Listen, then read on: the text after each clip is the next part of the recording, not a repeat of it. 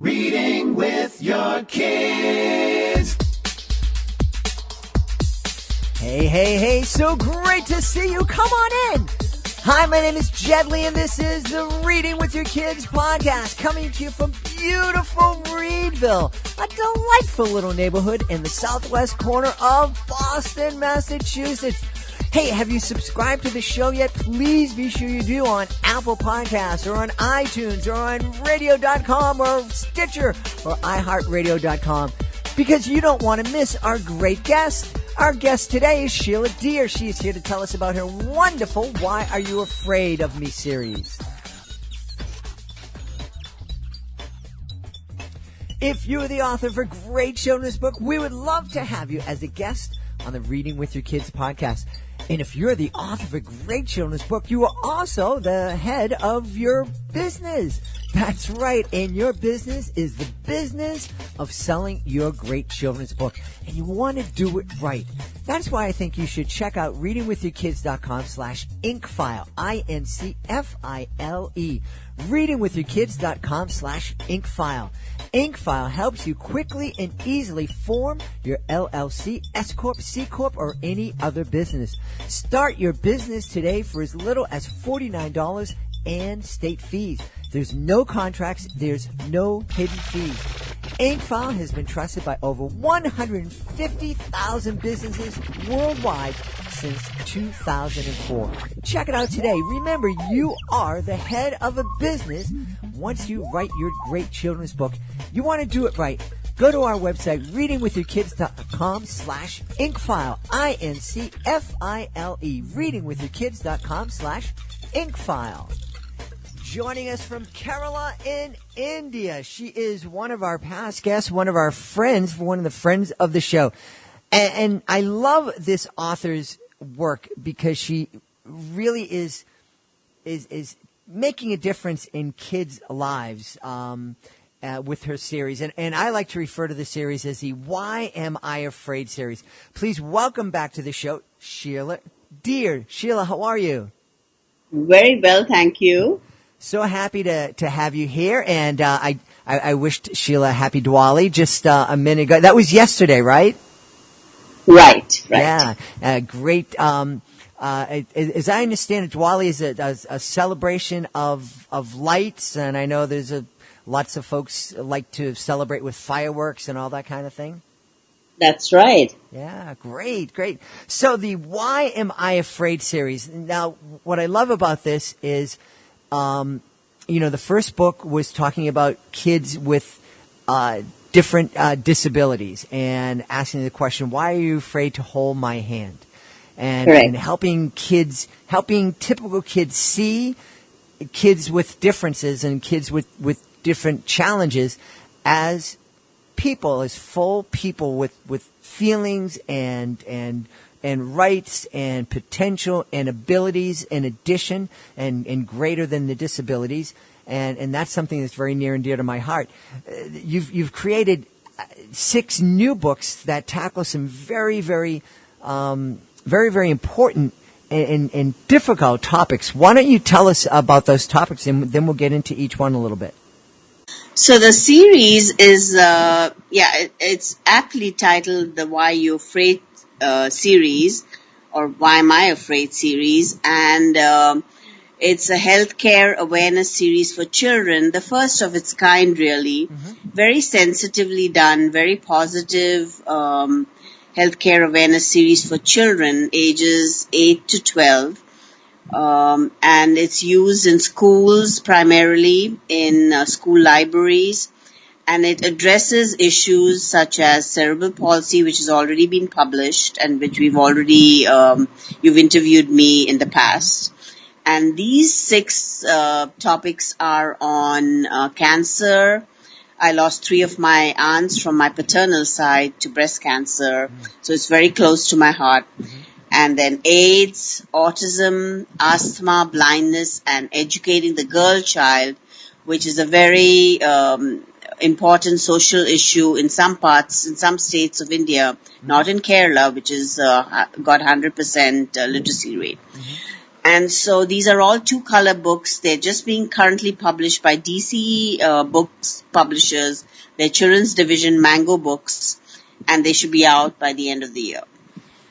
It's fascinating. I want to talk about all those different subjects, but one that probably surprises folks here in the States, in the UK, where we have a lot of listeners, is the whole idea of educating the girl child.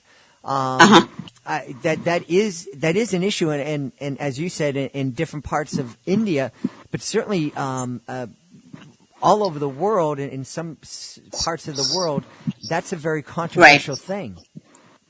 Right. Tell us.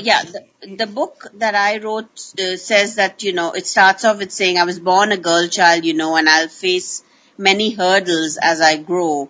I wish sometimes that I was a boy. I want to live, laugh, and enjoy. It starts on that note.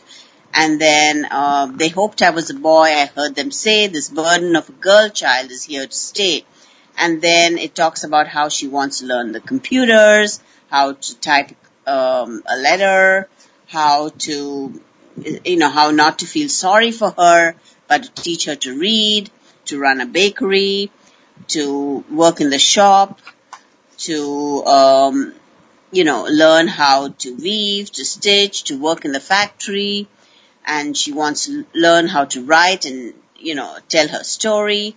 And she has dreams like everybody else. And she only says if you can care to listen to her voice too. And then she says, please try and help me always from now, empower me, which is a word that she learned in school today, help me to stand by myself. And then she says, many times I have to drop out of school. And then how the Rotary Club, actually my idea started because Rotary Club had earmarked the girl child as one of their chief, issues that they wanted to tackle when I came to India several years ago. And I thought they would help sponsor it, but unfortunately they did not in Chennai because it had gone up to the top. They had approved it and then they changed hands.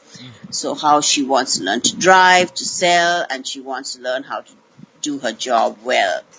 And then basically she says she wants to learn how to speak and write English and to, good times, bad times, and all in between. The power of this girl child is yet to be seen. And it takes one girl child to form an important chain of girl children who will never be the same. Together we can change the world around. The sky is the limit, yet our feet are on the ground. So it's a very positive, upbeat message, very empowering about educating the girl child and how to remove poverty. And I've given names like Noori, Rosie, Devi, Rani, and, Hindu names, Christian names, Muslim names, and basically saying that let us form this chain of empowerment.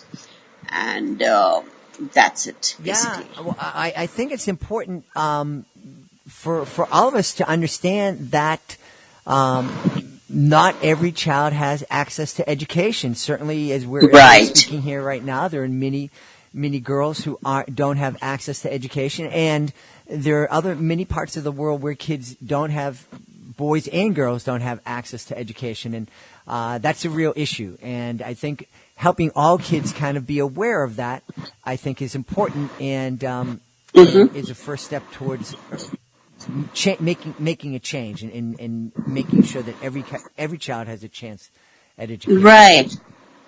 Right. I mean, earlier there was also like infanticide, which is now being declared a crime and punishable, because they would determine the sex of the child. And like in China too, I think, where they only wanted boys, the one-child policy, which I think they have uplifted. They don't have that anymore. But all the girl children were, as far as I know, they were adopted. They were put up for adoption. And in India, too, this was a real issue because they all wanted boys for, many more hands in the field. So basic education, vocational guidance, training, support, and direction, these were not accessible to a girl child. As I said, not in Kerala, where In fact, of the two, they actually like in Kerala to have a daughter rather than a son, because they believe a daughter will be a daughter all her life, and she will look after you when you grow older, and that she never really leaves the home, and that she can be educated just like a boy. My mother, for instance, is the only child, and she performed even the funeral rites just like a boy. So it's very, very empowering here in Kerala. Fascinating, fascinating. It's funny because not funny. It's just very interesting. We've recently interviewed a young woman from Hyderabad who is she's an author and she's in university and she's a brilliant young woman. And it's surprising that she is in the same culture where other girls don't have access to education at all. Right, and in Kerala, like the Nair community is the only community where it's a matriarchal system, where, as you know, in most other communities all over the world, it's a patriarchal system. Mm-hmm. And so we're the only community where there's never been a dowry for girls. And so it's very, very progressive, and I'm very proud to belong to originally the Nair community, which is very progressive, really. Yeah. So you also talk about why am I afraid of cancer and AIDS, right, and talk about those other issues, please. Right. The cancer book, like a little snippet it's a book about courage, the courage that children show in accepting that they have cancer. This is a book about determination, their determination to understand the disease and to fight against it. It is a book about confidence, the confidence that they will win this battle. This book was born of the memory of childhood encounters with cancer. It has been touched by the pain that is the disease's fateful shadow. It is inspired by the hope that grows in the eyes of suffering little children, and by the belief that it is this hope that must always be kept alive in order that cancer may be defeated. This book asks for no sympathy, makes no promises, just describes the experiences of a little child simply, without pathos, and with a glimmer of humor that is like the sun breaking through the clouds. So that's really a little snippet, a little synopsis at the end of the book. Wow, perfect. And it's great that we have a book that starts to answer some questions for kids, because cancer is something that touches, it took 3 people from your family, but it really touches almost every family. Right. Yeah, it's like a death curse, when you hear of it's like a dreaded word, when you hear about cancer. So it's really scary when you hear about it. And then AIDS is another very important issue. I had found out that Stan Chart, the bank, the World Bank was employing a lot of AIDS patients as their employees. So I had approached them. There again, it went to the very top and then was shelved. I'm very grateful to DC Books to take on all 6 of the books and publish them and help me with the distribution and marketing, because I'm not really in the field for that. And if it's going to be done in India and then be taken all over, I'm sitting in Hawaii, So now the book on AIDS is, again, the little explanation is, how does one explain about AIDS to a child who has teen friends with AIDS? It is not easy. How does one talk about methods of transmission? It is not easy. One must walk a thin line between explicit frankness and coy suggestiveness. How does one bring about the right attitude towards persons living with AIDS and the HIV infected? It is not easy. One must strive for acceptance where intolerance reigns and replace fear with empathy, discrimination with compassion. The wonderful thing about this little book is that it has made the difficult easy. Sheila looks at the world through the eyes of a teen, and by doing so, creates awareness about AIDS in the most natural way possible, simply, openly, and positively. Well, those are wonderful words and a wonderful Right. recommendation for your book. Uh-huh. Tell me, where did the passion that you have to advocate for folks who are dealing with different types of challenges, where does that passion to be that advocate come from? Actually, I grew up in a healthcare environment. My father was a Fulbright scholar in the early 50s, and he went to Illinois, Champaign-Urbana, and worked for Ciba-Geigy, which brought a lot of in Basel, Switzerland, and then came to India, was employed in India, and moved from there as the vice president of planning. So I grew up in a research environment with more than 50 PhD research scientists from all over India, and it was a very academic 80 acres of land in Bombay, which, has hardly any acreage like that. Beautiful rolling hills, really a paradise to grow in. And healthcare was really a passion right then. So I was always interested, and then I went to NID, which is the National Institute of Design, and graduated and majored in visual communication, and later did my master's in mass communication. So I was always interested in social issues that needed to be addressed and reach out to people, and children especially, because I feel that they need to be tapped very young. You are fitted into a mold, and then unfortunately you're made to fit in that mold, and you lose your imagination and that spark. So I just believe that healthcare all over the world, and especially starting in India, considered as a third world country. So it was something that I grew up with as a child. And then these, so I did these years back, and I was just waiting for the right home for them.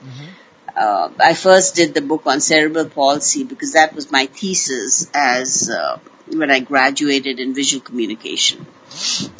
So, and it's interesting that it takes so much work to find a backer, to find a company to sponsor you, to find a publishing house.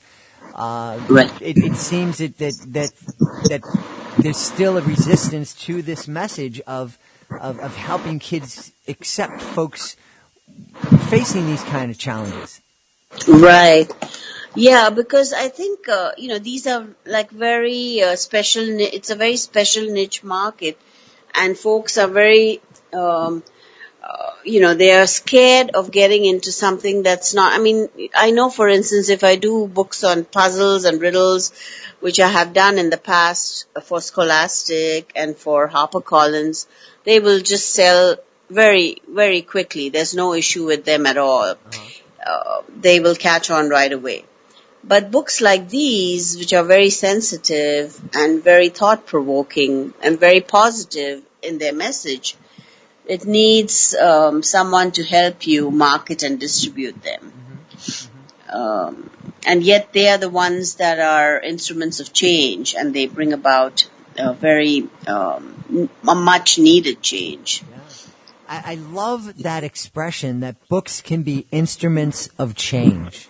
Yes, I think they're very powerful. In fact, I still like the feel of a book rather than Kindle. It's just me. I like the feel of a book. I like a hard copy. I like to go to the library and pick up a book. But that's, as I said, just me. It's interesting. I agree with you. However, I do most of my reading at the gym and when I'm sweating, and the books just get so nasty. So the Kindle has helped out. Although that gets pretty nasty too, being on the machine with the sweat on the screen and everything. What kind of issues are you looking at addressing in future books, or are you looking to address other issues? Well, actually, interestingly, at the moment, I'm also working on the great epics, the three great epics, the Indian epics, the Bhagavad Gita, the Ramayana, and Mahabharata. These are 100-page books that I have to both write and illustrate. One has been approved, the Gita, which I have done. I've written the stories. They are totally non-religious. They're more thematic, Jed. And they have these stories that are more, not character-oriented, but more thematic. And they have creative, related illustrations and activities, interactive activities to go with them. So they're very, very different, and they're done in the Mithila folk art that is done in Bihar by women. They're usually done on the walls of their huts, and these paintings are beautiful, very stylized, and I've done it in the past for Scholastic on myths of India, and gods and goddesses of India, and they love that style, very vibrant and highly stylized, and I'm quite good at that, so they wanted me to use the same style, very folksy and very, vibrant, with very vibrant colors. So I'm very excited about them because there again, it's never been done in that style. There are comics and stuff and books about them, but it's never made fun and interactive for children, So I love that. I really, I think it's really valuable for everybody, not only kids, but for everyone, to whether you're a Christian or a Hindu or Muslim or non-religious, to know about other cultures and faiths and these books that have been so influential over the years. I think is incredibly important, and I don't think it hurts your Christian faith if you read the Gita. Right. I don't think it hurts your Hindu Yeah, faith and if you Jed, read the Quran. interestingly, Hinduism, as I've always seen, and a lot of people would agree, is a way of life rather than an institution. I mean, today you can be a Hindu and you can be agnostic or an atheist, and that's okay. You can be more philosophical in attitude. You can decide not to worship, and that's okay. You can decide not to go to a temple, and that is fine. You do not have to go every Sunday to a temple, and that is okay, which is quite modern and liberal in outlook, really. So you do not need to go be ritualistic. You do not need to worship. You do not have to have a priest. You can just read and absorb and think and meditate and be philosophical, and that is fine. And that, I think, is very, very, and we never try to convert, which is very different from a lot of religions, other religions. So you're born a Hindu and you die a Hindu. And I know my children, for instance, they say, we have a lot of questions, and they're good people, and that is fine. To me, if they have questions, that's very encouraging to me, Yep. I remember having a right, as children, they would ask, is God a man or a woman? Did we create God, or did God create us? Does God have blonde hair or black hair like us? They're 4 or 5 year olds asking these questions, and that's what I mean, Yeah. That's, to me, that's what. I think it's great that we encourage our kids to ask questions. Right. Yeah, and I think that's one of the things that's great about your Why Am I Afraid series, because it's a really great launching point for families to allow their kids to ask these questions about these really difficult and sometimes scary topics. Right, and the whole emphasis on these topics is that these children do not want any pity. They want sympathy and empathy, but not pity. They do not want to be looked down on. They want to be accepted for what he or she, what they bring. I know from as a fact, of having worked with the differently abled children for over 6 months, that was why You're Afraid to Hold My Hand came about, is that these children are sometimes, it's like, I would describe it as intelligent mind trapped in a disobedient body. some of them are highly intelligent, but they just had problems. They would drool. They could not control their physical movements. They would, twitch, but they had no problems with their intellect. So, they just wanted to be accepted for what they were, but not be pitied, Mm-hmm. And having this as a forum, at least a start-off point in classrooms, as this book. When I've done a lot of creative workshops in places like Singapore, I'm very grateful that these books are used as textbooks. It's even translated into Korean, The Why You're Afraid to Hold My Hand, as a hardbound book, actually. Very nice production. And these are used as textbooks in Australia, in Singapore. And it's nothing else. It starts the children. It starts a dialogue. They start thinking about these issues. Mm-hmm. And I like the fact that inclusion is a major issue in the U.S. Mm-hmm. And we are sensitive to having ramps. We are sensitive to handicapped areas, and I think we are much more than many more countries. Mm-hmm. Yeah. So, well, I think we've come a long way, but we still have a long way to go.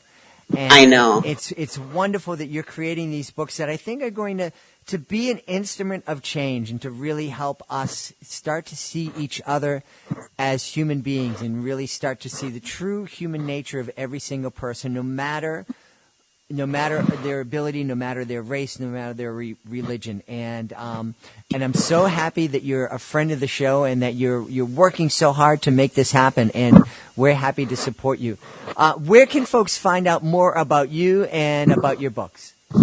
Yeah, I have a website, mm-hmm. which is www.shailaja,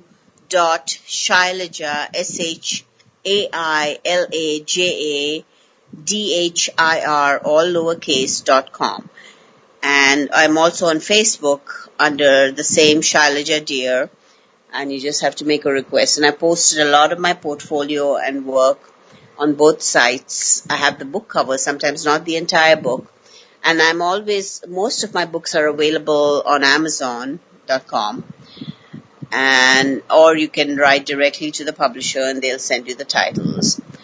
And if you get on my website or, email me at dear.sheila@gmail.com, I'll be more than happy to respond to any of your questions or queries. Excellent. So Excellent. I go by Sheila Dhir. Mm-hmm. My given name is Shailaja, but yeah.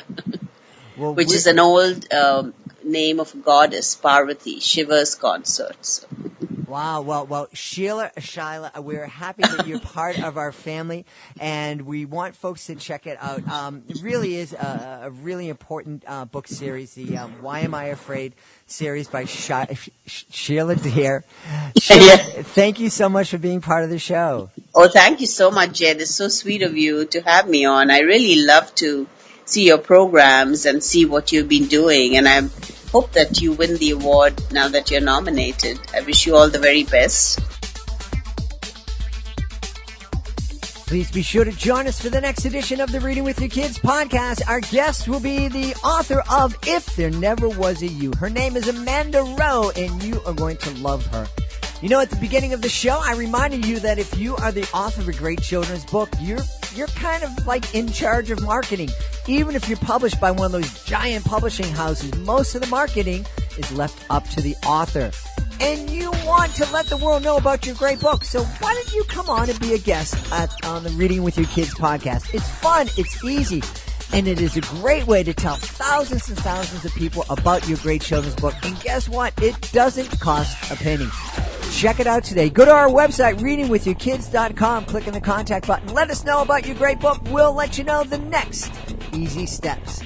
Hey, I want to thank Sheila Dhir today for helping us all become more empathetic, more understanding, and helping our kids become more empathetic and understanding and seeing the human being in all people. And also, we want to thank you. Thank you so much for taking the time to join us today. And as always, thank you so much for taking the time to read with your kids.